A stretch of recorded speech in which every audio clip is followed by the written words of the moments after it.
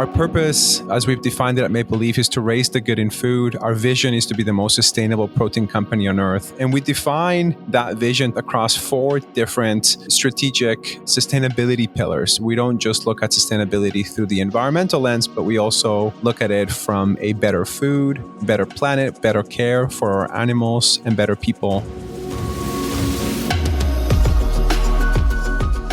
Welcome to The Future Faster, a sustainable agriculture podcast by Nutrien Ag Solutions, with our very own Tom Daniel, Director, North America Retail and Grower Sustainable Ag, and Dr. Sally Fliss, Senior Manager, North America Sustainable Ag and Carbon. This is your opportunity to learn about the next horizon in sustainable agriculture for growers, for partners, for the planet. To us, it's not about changing what's always worked, it's about continuing to do the little things that make a big impact. On this week's episode, we're joined by Mauricio Alanis, Director of Sustainability Strategy and Partnerships at Maple Leaf Foods in Toronto, the world's first major carbon-neutral food company. He'll tell us why the company chose to pursue that distinction, what went into achieving such a monumental milestone, and how Maple Leaf is working with retail partners like Nutrien Ag Solutions to build on its sustainable success. But if you haven't yet, make sure you're subscribed to this podcast in your favorite app. Also, make sure you follow Nutrien Ag Solutions on Facebook and Instagram.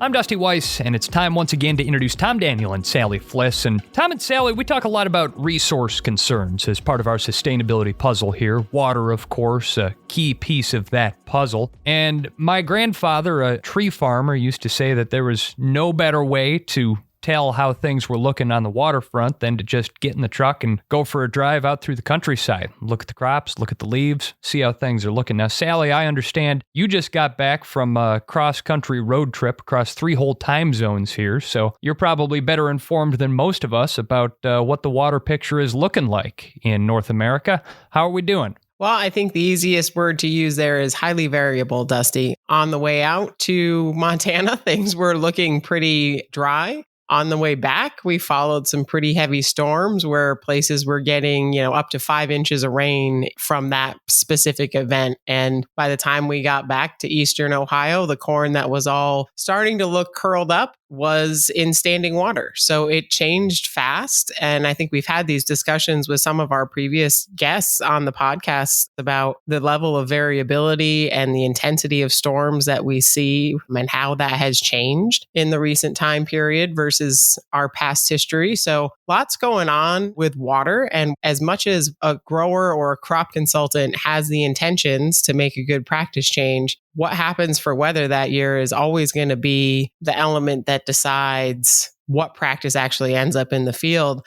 And Tom, this leads into our discussions on this whole farm sustainable management program that we want to work towards. And as we look at states like California that are in these long-term droughts, how is that impacting the whole farm management and not just the individual field management that we've got to make those day-to-day decisions on? The big problem you've got in states like California right now is this drought situation is not just a seasonal thing for 2022. They've seen drought issues out there now for several years back to back.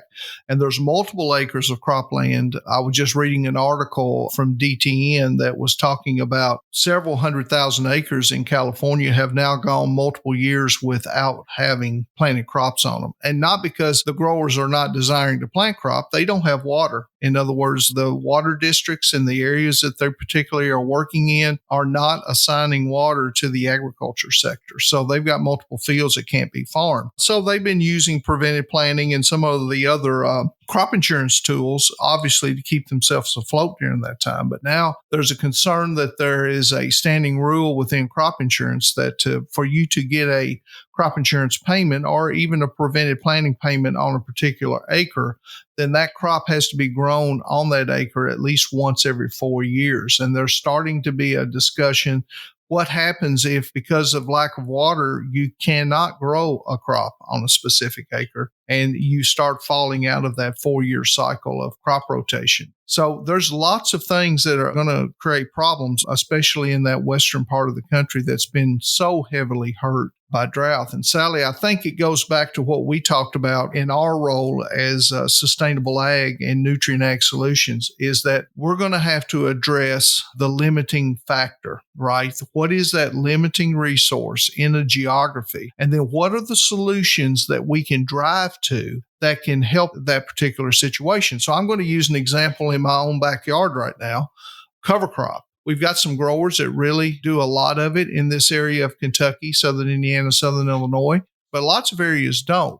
But today, because I was telling you earlier, we've been having 95 to 100 degree temperatures consistently now going on. This will be our third week. And then the fact that we've had no rain here. The tap has just been cut off in this geography that I'm living in. And so we're starting to see a lot of twisted corn, and we're starting to see some farmers talking about, well, this is a crop insurance year. We're not going to make a crop. But I can go down the road and see where growers have planted cover crops, especially in the area of Kentucky where a lot of annual ryegrass is used as a simple cover crop in the fall. We are starting to see the differences in those fields. I'm having pictures sent to me by farmers that are saying, hey, this field had cover crop, this field didn't, and look at the difference in the corn. So managing water and practice changes and the things that we can help implement in sustainable ag can have a huge impact for the grower outside of just the hot topics of carbon and those type things. This brings us to our other common point of discussion, Tom, is the data. So how do we start tracking for growers where these practices and how these practices are having different impacts, like you say, beyond just maybe generating a saleable outcome for that grower, whether it's carbon or a water quality type credit that could also be an opportunity in some of these geographies? How do we start building weather data, grower level field data, these images that are being sent to you all in one place so that we can start looking at them over time with growers and say, okay, where you did this practice, you saw this benefit. What's the roadblock? What's that limiting resource that keeps you from doing this practice? Or what's the management reason that keeps you from doing this practice across all of your acres so that you can see this benefit? Or is there other things? Is it not the right soil type that you'd see the same benefit if you did that practice in that other field? So really getting all that data collected so that we can start to build these decision-making tools over time for overall more sustainable outcomes, and hopefully on top of that, generate these carbon or water quality or other environmental assets that the grower can get some additional benefit from. Yeah, and Sally, we've kind of approached this almost in a backwards way a little bit. Now, I'm not talking about just Nutrien. I'm talking about other companies in general have also, I think, gone at it a little backwards. We've looked at, well, if I'm a grain buyer, I have a certain area that I source product from, so I want data around that certain area, right? So we start going to look for the data based upon someone asking for a data need, right?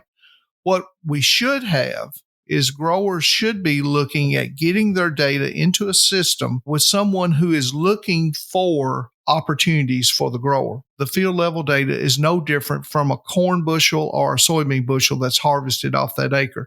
It is harvested information from that farm that has marketable value, but it doesn't have value unless it's aggregated in a way that others can have access to it and look at it. So when, Sally, you talk about just at the farm level, making farm level decisions, right, based upon the data that they have, but that data has got to be stored somewhere. It just can't be in that notebook that's in my shirt pocket, okay? It's got to be stored somewhere and analyzed so you can start making good decisions. We visually know that cover crops help manage water and hold water in the soil profile for crops, right? We know that. That's knowledge that we have. But what is the actual impact from it? That comes from the data. That comes from the production data and practice change data that we can track. And obviously, that's something you and I've talked about more than once. Sometimes these programs that we have out here don't appear to have a lot of value to the grower They may only be worth $1 to $2 to $3 an acre for data gathering for whatever the project. But the key is, what's the value of that aggregated data over 1 year, 2 years, 3 years, where we can start seeing trends, and when we can start identifying downstream partners in a geography that need that data. Right? They're willing to pay for it. And how can we generate a revenue stream for the grower? It all starts with the data. Exactly. Yeah. And making that next best decision or figuring out how to tackle an in-season problem that comes up. If you've got that historical data to look back at when something like that happened similar, or how you've answered that question in the past, that's that return on investment value, right? Of maybe we don't see a return on investment the first year that we do cover crops or reduce tillage, or maybe even the introduction of a new product. But if we're collecting the data that goes along with that practice change, that's where we can keep making better and better decisions and bring in that financial element of, how did this impact my bottom line, or what's the best decision I can make, instead of just making a decision based on current field conditions. Not that we don't want to look at current field conditions, but if we've got that historical data to look at the same time, so that we can keep making better and better decisions over time, it can really drive sustainability across those three pillars on the farm: the economic, environmental, and social. Well, and Tom, you mentioned how at this point, every company is just sort of trying to chart its own path through the sustainability landscape and taking different approaches and making the best of it that they can. But certainly there's one company that we've heard of recently that's really making waves in the sustainability landscape. Maple Leaf Foods, based out of the Toronto, Canada area, is billing itself now as the first major carbon neutral food company in the world. Their Director of Sustainability Strategy and Partnerships, Mauricio Alanis, is talking to us, coming up in a moment here on The Future Faster.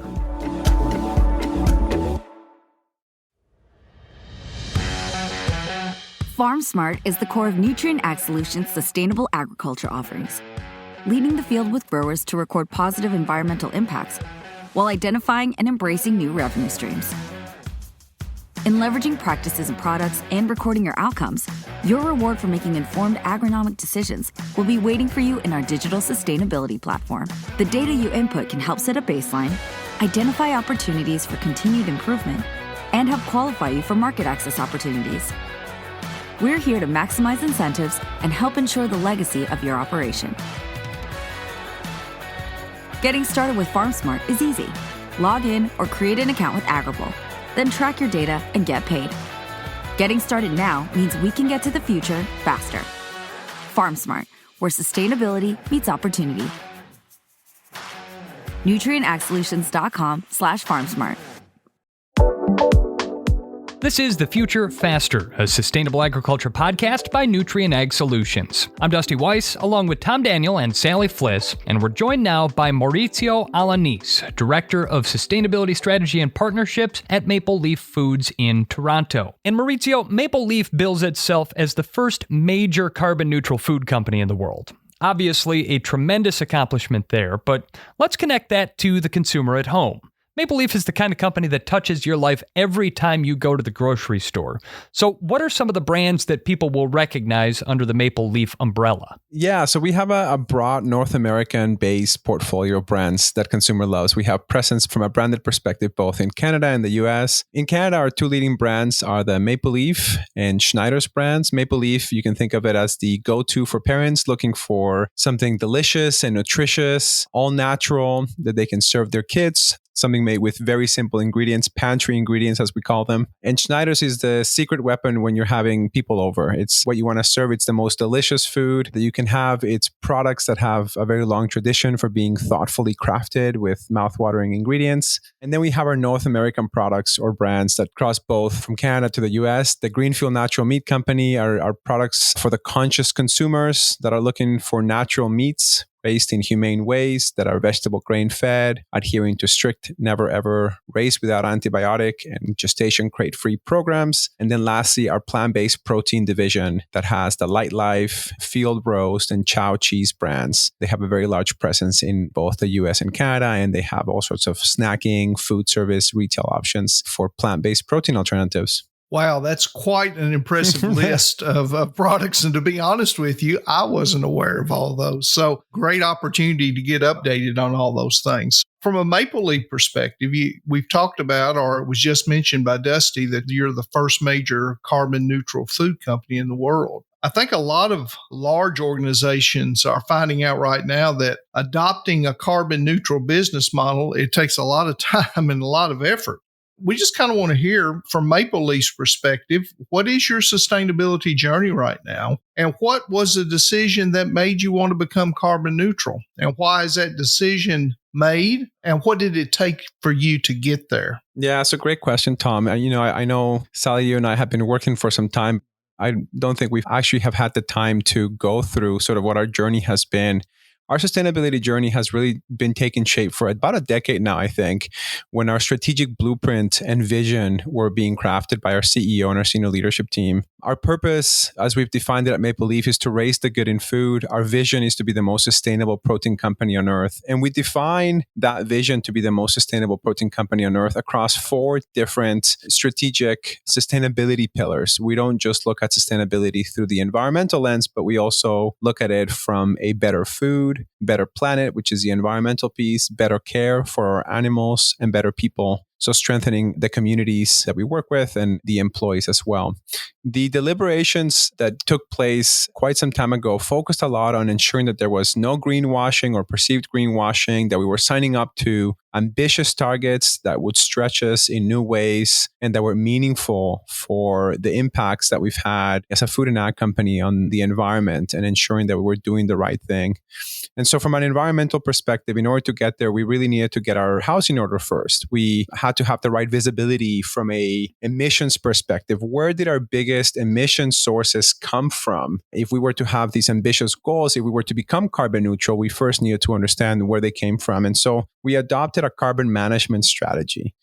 Carbon management strategy, for listeners who don't know, it can be summarized quite simply as, first and foremost, look to avoid intensive emissions activities.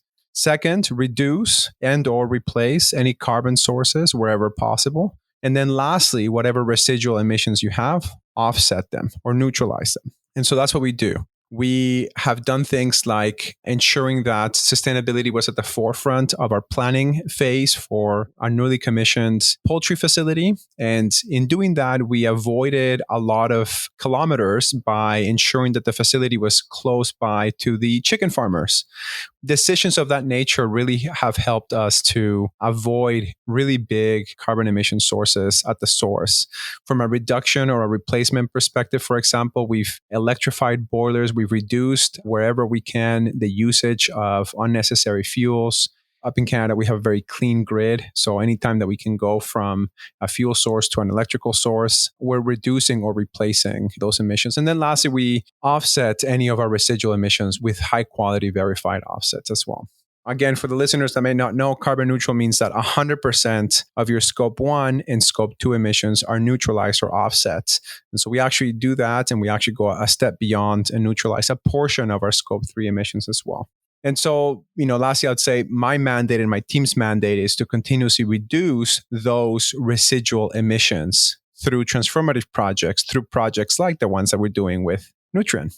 Mauricio, you mentioned that part of this being carbon neutral is to be neutral on your scope 1 and scope 2, which is scope 1, again, is that energy that's associated with the production of the products that you guys have direct control over. And scope 2, like you mentioned, is the energy that you're buying or bringing into a facility in order to generate that. So what are some of the offset programs that you guys have looked at or invested in order to reduce that scope 1 piece? Because it sounds like on the scope 2 part of it, you guys have pretty good access to that clean energy grid in Canada. So that one's been probably the least challenging for you guys to approach. What are some of the things that you've invested in order to have offsets for that scope 1 piece?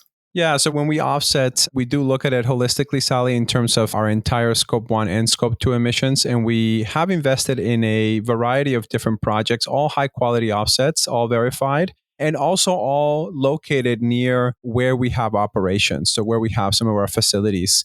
We have a project, for example, in Manitoba. We have a very big presence in Manitoba in Canada, where we've invested in a wind energy project, which generates 200 megawatts of wind energy. We have another one in Ontario that invests in waste diversion, which eliminates the waste that goes to landfills. For those that don't know, the emissions that come from landfills can be very harmful as well, because it's typically methane as the landfills decompose. So investing in waste diversion. And we've also invested in methane capture and conversion to renewable energy from a dairy digester actually in California, also in landfills in Chicago, and done many other projects as well. Improved the management of public forest lands to ensure that there's no need to harvest trees in those lands.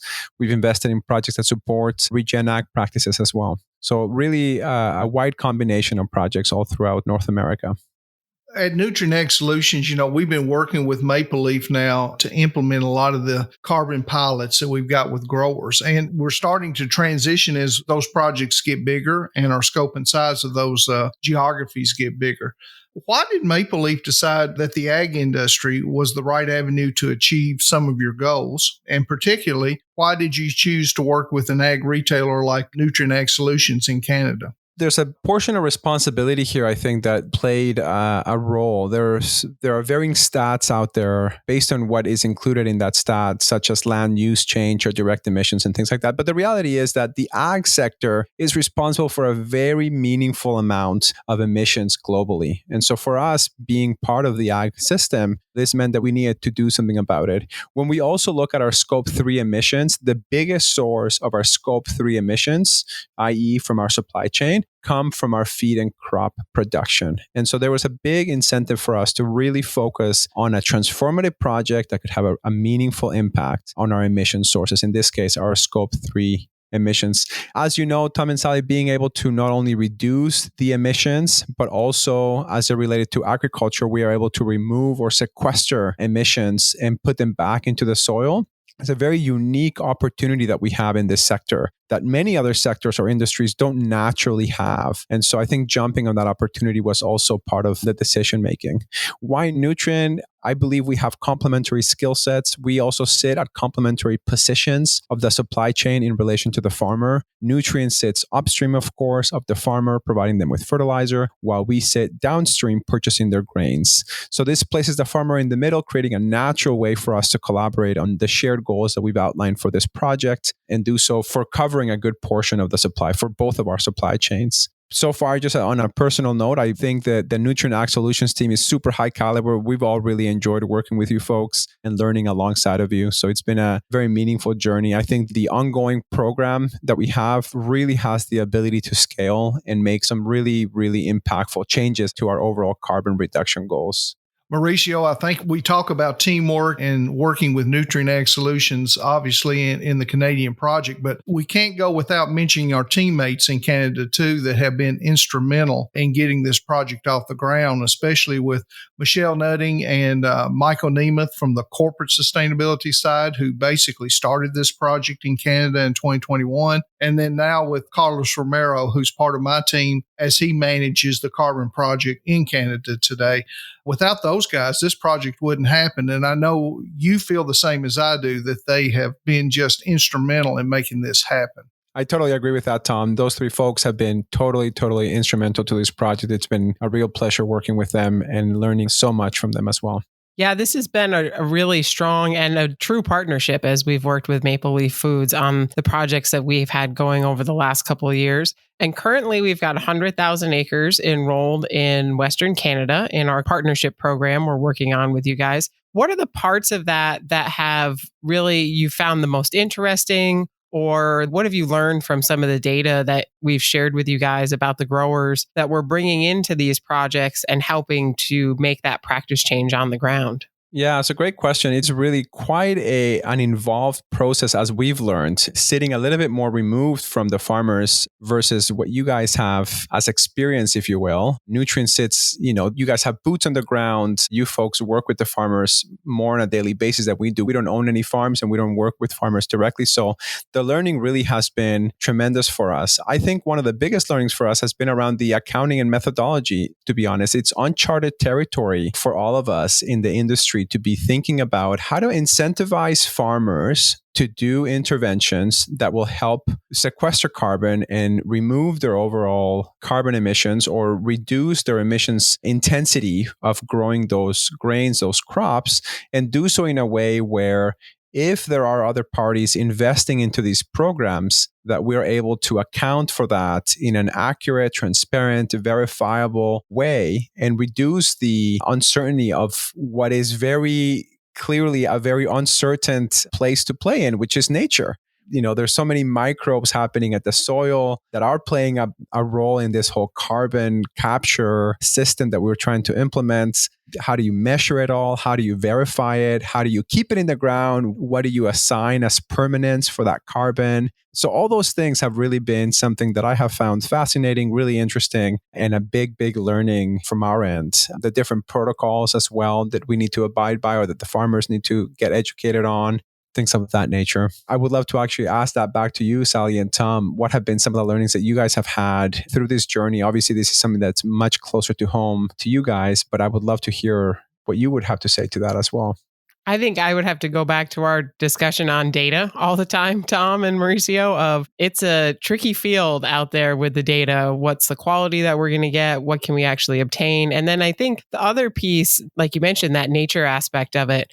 I was talking with one of the project managers for the Canadian Acres yesterday, and we can get growers signed up for having the intention of making a practice change, but then it really depends on what Mother Nature hands those growers for the season if we execute on that practice change. And then it ties into that whole, how do we account for intended acres, or is there any way we can account for good intentions versus practice implemented? And what's the right number of acres to sign up if we know a certain percentage of them, for whatever reason, may not be able to follow through on the practices they hope to execute that year. So it's for sure, like you said, a complicated system when we're trying to use nature as part of our solution to the goals that we all have as companies. Yeah, and I would add to that, I think the big issue that we have is that we're trying to fly a plane as we're building it. And I think a lot of our time we have only one wing on the airplane, and it's a little hard to maneuver because the tendency is in the marketplace that the market is not static. It's building and changing as we are trying to navigate through carbon and scope 1, scope 2, scope 3, all those things. We see changes going on all the time, and we see an immature market. I've heard Sally call the market immature more than just a few times. It's just not defined enough sometimes for us to have exact answers on things. So the teachable moments is those create confusion at the farm level.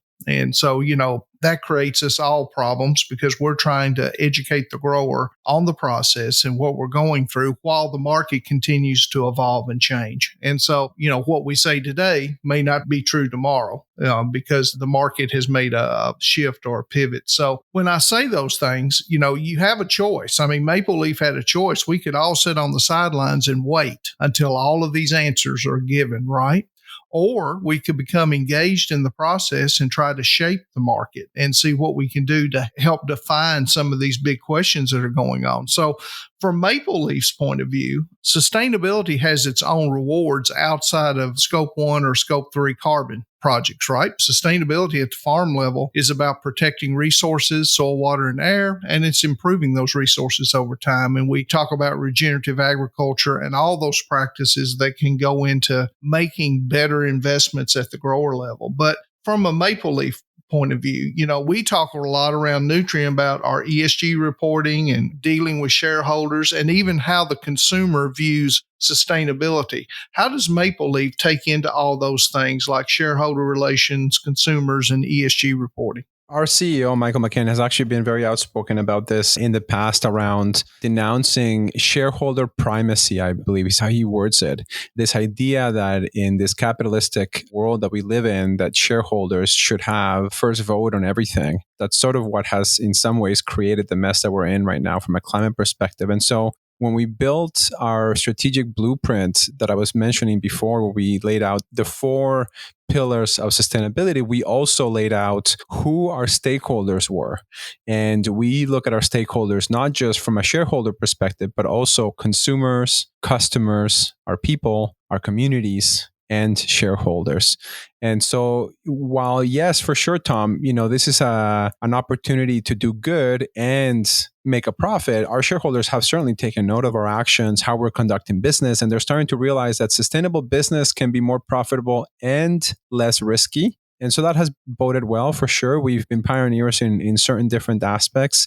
We were the world's first major carbon neutral food company. We were one of only 3 Canadian companies when we did it in 2019 to sign science-based targets. We also signed Canada's first sustainability linked loan, a line of credit linked to sustainability targets. So all these things obviously have boded well from a business standpoint, which is great. From a consumer perspective, consumers are also taking note. I think we can be doing a better job at communicating a lot of the things that we do. There's a bit of that, up here in Canada, we joke a little bit about the politeness persona of us as Canadians, that we don't want to be, we're a bit bashful about showcasing all the things that we're doing and not wanting to brag.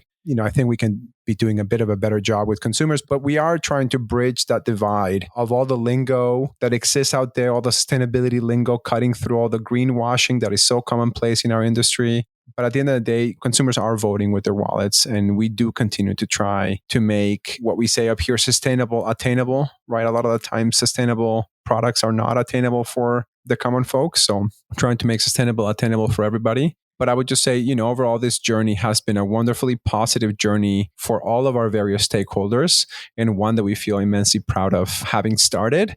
And although there is much work for us to do ahead, we're still putting sort of one foot in front of the other with very ambitious targets in place. So, Mauricio, you mentioned your sustainability blueprint a couple of times now, and that's kind of what's guided you guys so far through this carbon neutral piece. What's coming up next? So, obviously, achieving carbon neutrality was not the end of your sustainability journey. What are you guys looking at in the coming years to continue on that sustainability pathway? This is definitely a journey. It never really ends, right? So while we have obviously invested in carbon offsets, our ambition is to purchase as few offsets as possible and rather organically be a company that has very low emissions or net zero emissions. And so we continue to look for transformational projects. So the regenerative agriculture work that we've done with you guys has been very fruitful, very interesting. We continue to want to explore that further and see where else we could take that, where else we can invest in that field. We've also started to investigate the merits of doing anaerobic digestion, which is diverting some of our organic waste streams and upcycling them into energy.